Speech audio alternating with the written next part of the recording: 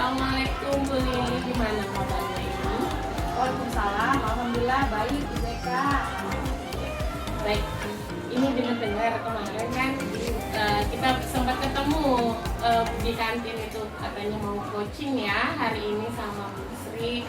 Ada permasalahan yang ingin dipecahkan secara bersama seperti itu. Bagaimana ini persiapan Bu Lili sebagai coach? Alhamdulillah ketika nanti saya melaksanakan coaching, dalam hal ini coachingnya Ibu Sri Rezeki, saya sudah menyiapkan rubrik penilaiannya Ibu supaya tidak melenceng dari alur yang diinginkan. Ya, sangat bagus, luar biasa Bu ya. Selanjutnya pada saat proses coaching nanti ini, kompetensi apa yang ingin Ibu kembangkan? Saya kembangkan. Yang saya harapkan sih Bu, semuanya ingin saya kembangkan ya. Ada 3 kompetensi yang saya dikembangkan. Kehadiran penuh yang pertama, kemudian yang kedua mengajukan pertanyaan berbobot, kemudian yang ketiga pendengar aktif. Seperti itu Ibu. Dari 3 kompetensi yang Ibu Lili sebutkan tadi, kompetensi apa yang ingin Ibu tonjolkan atau nilainya apa yang pada Ibu ingin tonjolkan tuh pada saat mengadakan coaching ini?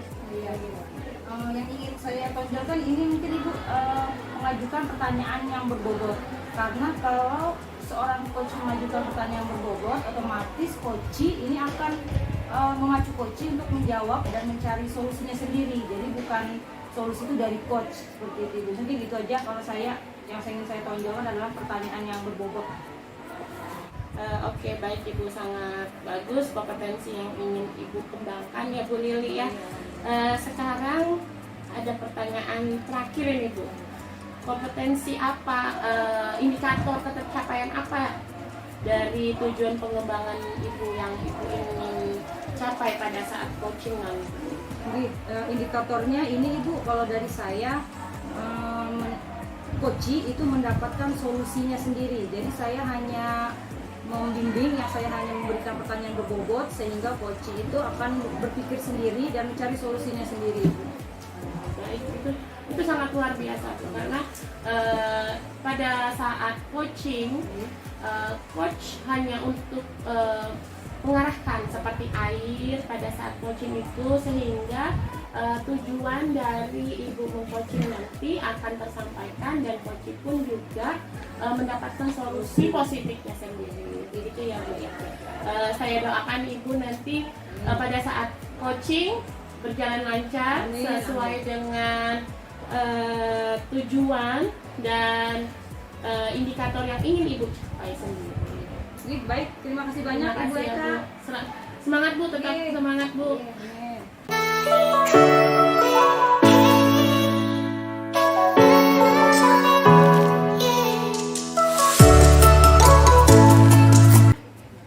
Halo, assalamualaikum Ibu Sri. Waalaikumsalam Bu Lili. Apa kabarnya nih hari ini? Alhamdulillah. Sebenarnya sehat Bu, tapi saya ini lagi banyak pikiran nih ya. Saya butuh teman bercerita sebetulnya. Kenapa itu Bu Sri? Saya sangat antusias sekali Bu Sri untuk mendengar sebagai teman cermatnya Ibu untuk hari ini. Ya, terima kasih banyak ya Bu Lili. Saya ini sebenarnya butuh teman cerita. Sri, hari ini kita melaksanakan coaching dulu ya Ibu. Apa yang bisa saya bantu Ibu? Silahkan. Boleh ya Bu ya saya ceritain Bu Ya, ya. silahkan ceritakan aja Ibu sama saya. Jadi gini Bu, belakangan ini kan saya ini kan banyak tugas gitu Bu ya. Kan kita sebagai ibu rumah tangga nih Bu, sebagai CGP kan banyak tugasnya. Terus lagi ditambah permasalahan di sekolah. Nah, permasalahan yang sering muncul belakangan ini Bu mengenai kedisiplinan siswa sebenarnya Bu, yang ingin saya carikan solusinya itu bagaimana gitu Bu ya.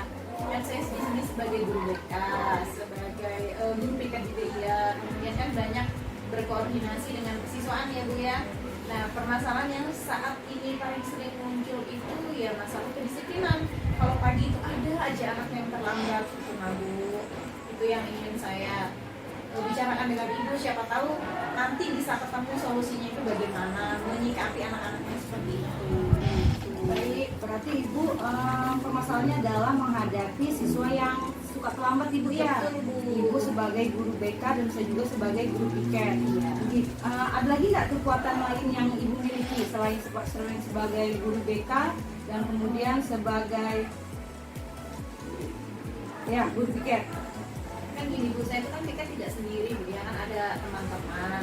Nah, saya itu bekerja sama Bu dengan mereka gitu kan untuk menyikapi anak-anak yang terlambat. Yang lalu-lalu itu Bu, ketika ada anak terlambat itu kan saya panggil ini, saya pasti tanyakan apa sih penyebabnya mereka terlambat gitu kan. Coba kita buat komitmen apa nanti kalau terlambat lagi bagaimana gitu. Tapi kok ternyata masih ada lagi gitu Bu yang terlambat. Jadi itu saya bingung anak-anak ini harus diapakan gitu. Begitu ya. Apakah ada hambatan lain Bu yang Ibu alami selain itu? Kalau hambatan, kalau dari saya pribadi itu apa ya Bu ya? Mungkin komitmen mungkin Bu ya, komitmen karena begini. Saya itu kan tidak bisa setiap hari menunggui mereka gitu Bu ya, tidak bisa menunggui mereka dan juga mungkin anak-anak ini sendiri juga ada alasan-alasan kenapa mereka terlambat. Hanya saja kan ketika mereka menyampaikan alasan yang tepat mungkin bisa kita terima. Tapi kalau alasannya yang bangun kesiangan itu kan rasanya kok kayak nggak ada semangatnya mereka atau inisiatif mereka. Kan mereka punya HP gitu ya sebenarnya kan bisa dimanfaatkan. Tapi kok kayak nggak ada gregetnya, nggak ada semangatnya untuk ke sekolah gitu loh Bu maksud saya. Berarti udah ada komitmen ya. Ibu kan ini sebagai guru BK ya Ibu. Kalau boleh saya tahu apa aja sih alurnya ketika anak itu terlambat? Apakah pertama ke guru piket dulu, apa langsung ke guru BK, dan apa sih peran Ibu di sini sebagai guru BK? Kalau sebenarnya Bu ya alurnya itu kan ketika ada anak terlambat itu kan yang menangani guru piket. Guru piket. Nah setelah ketika anak ini sudah berulang kali terlambat itu kan berarti butuh pembinaan ini Bu ya, butuh pembinaan karena ada mungkin alasan-alasan tertentu yang menyebabkan anak ini terlambat baru biasanya koordinasi dengan wali kelas dan guru BK biasanya seperti itu. Berarti setelah guru piket, baru ke wali kelas dan guru BK Bu ya. Seperti itu. Apa rencana Ibu ke depannya Ibu untuk menghadapi siswa yang sering terlambat ini?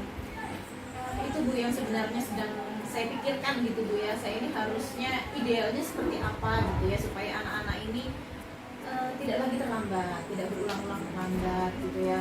Mungkin saya nanti mana ya? Kalau misalnya saya bekerja sama dengan wali kelas, koordinasi dengan orang tua murid gitu mungkin Bu ya. Gimana itu ya? Mungkin bisa itu sepertinya dilakukan.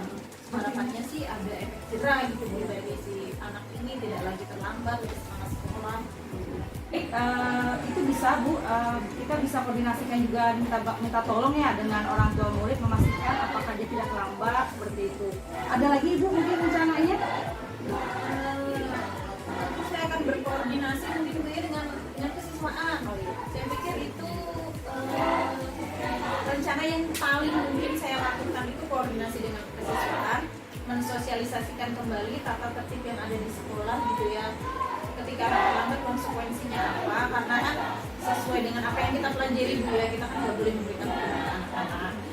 Tidak, kita mengajarkan mereka tanggung jawab. Ketika mereka sudah tahu konsekuensinya apa, dia bisa tanggung jawab dengan keputusan yang sudah mereka ambil. Tanggung jawab Bu ya. Menurut Ibu kan tadi Ibu sudah mengutarakan solusi-solusi yang Ibu utarakan tadi, berkoordinasi dengan muka kesiswaan, juga orang tua. Kira-kira peluang keberhasilan gimana menurut Ibu? Mungkin kalau di rank angka bisa sampai di angka 8, harapan saya bisa seperti itu. Kan belum dicoba ya Bu ya, mungkin nanti hasilnya bisa dievaluasi kembali setelah ini dilaksanakan seperti itu. Baik, semoga berhasil ya Ibu. Amin. Kira-kira setelah kita melakukan coaching ini apa yang Ibu dapatkan? Saya merasa ada sedikit gambaran gitu Bu ya, ada gambaran planning atau rencana saya ke depannya itu bagaimana. Karena kan saya itu agak dilema gitu Bu, ketika ada teman-teman yang melakukan disuruh begini aja, itu kan sudah bentuk hukuman ya Bu ya, sementara itu kan tidak boleh. Jadi mungkin yang saya utarakan tadi seperti koordinasi dengan orang tua, dengan kesiswaan, mensosialisasikan kembali tata tertib yang ada di sekolah, itu cara terbaik terbaik lah menurut saya yang saat ini bisa saya lakukan gitu. Jadi itu dia tadi mensosialisasikan dengan siswa mengenai taktiknya kembali. Dia itu memang harus sering disosialisasikan kembali supaya anak itu ingat. Kemudian kita juga koordinasi dengan teman-teman sejawat dalam kesiswaan, kemudian orang tua. Mungkin itu aja, semoga berhasil ya Ibu Sri. Terima kasih Ibu sudah meluangkan waktu untuk saya dengarkan saya bercerita gitu ya Bu ya. Harapan saya sih nanti saya lebih bersemangat lagi membina mendidik anak-anak yang ada di sekolah saya. Semoga berhasil Ibu Sri. Terima kasih banyak Oke, Ibu. mari.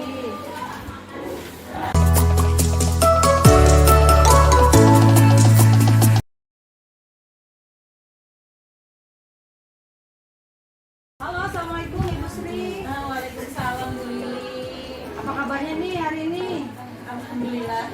Sebenarnya sehat Bu, tapi saya ini lagi banyak pikiran nih ya. Saya butuh teman bercerita sebetulnya. Kenapa itu Bu Sri? Saya sangat antusias sekali Bu Sri untuk mendengar sebagai teman cermatnya Ibu untuk hari ini. Ya, terima kasih banyak ya Bu Lili. Saya ini sebenarnya butuh teman cerita. Bu Sri, hari ini kita melaksanakan coaching dulu ya Ibu. Apa yang bisa saya bantu Ibu? Silahkan. Boleh ya Bu ya saya ceritain Bu ya? Ya, silahkan ceritakan aja Ibu sama saya. Jadi gini Bu, belakangan ini kan saya ini kan banyak tugas gitu Bu ya, kan kita sebagai ibu rumah tangga nih Bu, sebagai CGP kan banyak tugasnya, terus lagi ditambah permasalahan di sekolah. Nah, permasalahan yang sering muncul belakangan ini Bu mengenai kedisiplinan siswa sebenarnya Bu, yang ingin saya carikan solusinya itu bagaimana gitu Bu ya. Dan saya di sini sebagai guru BK, sebagai guru PK juga iya, kemudian kan banyak berkoordinasi dengan kesiswaan ya Bu ya. Nah, permasalahan yang saat ini paling sering muncul itu ya masalah kedisiplinan. Kalau pagi itu ada aja anak yang terlambat gitu nah Bu.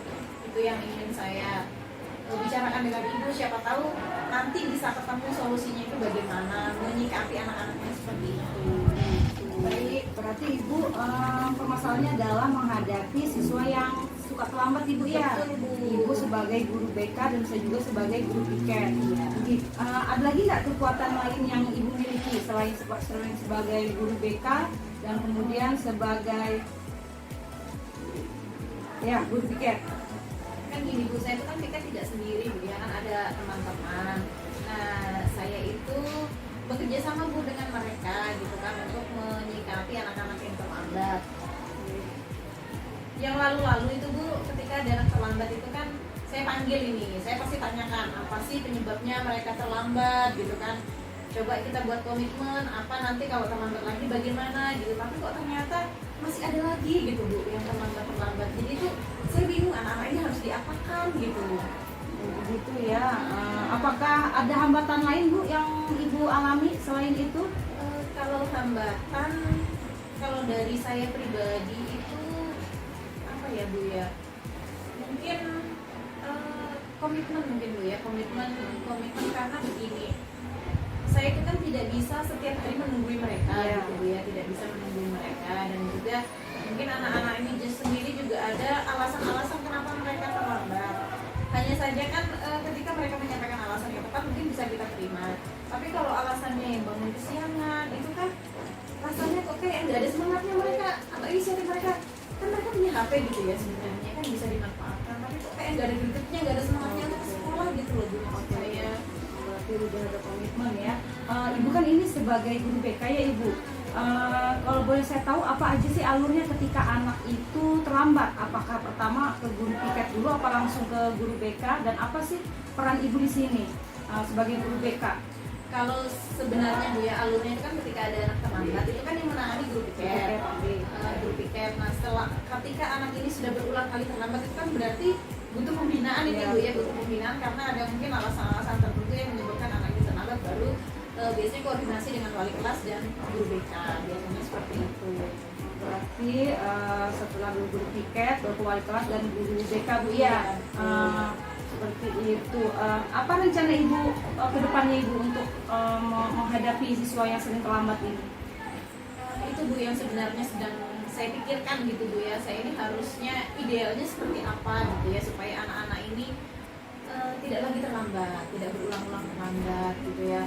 Mungkin saya nanti gimana ya, kalau misalnya saya bekerja sama dengan wali kelas, koordinasi dengan orang tua murid gitu mungkin Bu ya, gimana itu ya, mungkin bisa itu sepertinya dilakukan. Harapannya sih ada efek jerah gitu Bu, dari si anak ini tidak lagi terlambat, lebih semangat sekolah. Itu bisa Bu, kita bisa koordinasikan juga, minta tolong ya dengan orang tua murid memastikan apakah dia tidak terlambat seperti itu. Ada lagi Ibu mungkin rencananya? Saya akan berkoordinasi mungkin Bu ya dengan kesiswaan. Saya pikir itu rencana yang paling mungkin saya lakukan itu koordinasi dengan kesiswaan, mensosialisasikan kembali tata tertib yang ada di sekolah gitu ya. Ketika anak terlambat konsekuensinya apa, karena kan sesuai dengan apa yang kita pelajari Bu ya, kita kan nggak boleh memberikan hukuman ke anak-anak. Tidak, kita mengajarkan mereka tanggung jawab. Ketika mereka sudah tahu konsekuensinya apa, dia bisa tanggung jawab dengan keputusan yang sudah mereka ambil. Seperti tanggung jawab Bu ya. Menurut Ibu kan tadi Ibu sudah mengutarakan solusi-solusi yang Ibu utarakan tadi, berkoordinasi dengan muka kesiswaan, juga orang tua. Kira-kira peluang keberhasilan gimana menurut Ibu? Mungkin kalau di rank angka bisa sampai di angka 8, harapan saya bisa seperti itu. Kan belum dicoba ya Bu ya, mungkin nanti hasilnya bisa dievaluasi kembali setelah dilaksanakan seperti itu. Baik, semoga berhasil ya Ibu. Amin. Kira-kira setelah kita melakukan coaching ini apa yang Ibu dapatkan? Saya merasa ada sedikit gambaran gitu Bu ya, ada gambaran planning atau rencana saya ke depannya itu bagaimana. Karena kan saya itu agak dilema gitu Bu, ketika ada teman-teman yang melakukan disuruh begini aja, itu kan sudah bentuk hukuman ya Bu ya, sementara itu kan tidak boleh. Jadi mungkin yang saya utarakan tadi seperti koordinasi dengan orang tua, dengan kesiswaan, mensosialisasikan kembali tata tertib yang ada di sekolah, itu cara terbaik lah menurut saya yang saat ini bisa saya lakukan gitu. Jadi itu dia tadi mensosialisasikan dengan siswa mengenai taktiknya kembali Bu ya, itu yang harus sering disosialisasikan kembali supaya anak itu ingat. Kemudian kita juga koordinasi dengan teman-teman sejawat dalam kesiswaan, kemudian orang tua. Mungkin itu aja, semoga berhasil ya Ibu Sri. Terima kasih Ibu sudah meluangkan waktu untuk saya mendengarkan saya bercerita gitu ya Bu ya. Harapan saya sih nanti saya lebih bersemangat lagi membina mendidik anak-anak yang ada di sekolah saya. Semoga berhasil Ibu Sri. Terima kasih banyak Ibu. Mari.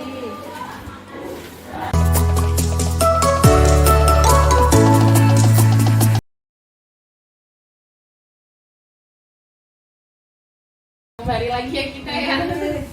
Tadi saya sudah lihat Ibu coaching dengan Ibu Sri ya. Sudah saya amati alur cerita Ibu yang Ibu ingin capai, kompetensi yang ingin Ibu capai. Sekarang saya ingin bertanya sedikit lagi pasca dari Ibu coaching tadi ya. Dari indikator yang dilakukan saat coaching tadi seperti menggali potensi, apakah apa yang sudah Ibu dapat dari coaching tadi? Ya, yang saya dapat Ibu dari setelah saya melakukan coaching itu ini menata kata bahasanya Ibu. Kita harus bisa mendengarkan cerita dari coaching, kemudian apalagi yang kita gali, apalagi yang potensi yang harus saya gali dari coaching. Mungkin itu Ibu, kata bahasa untuk menggali, memberikan pertanyaan yang berbobot. Selain itu juga mendengar aktif ya Bu Betul, ya. aktif pasti Jadi ya. sepenuhnya Ibu seperti Ibu sampaikan di awal, yang tadi adalah Ibu ingin 3 kompetensi itu muncul, namun ada fokusnya ke pertanyaan berbobot seperti itu.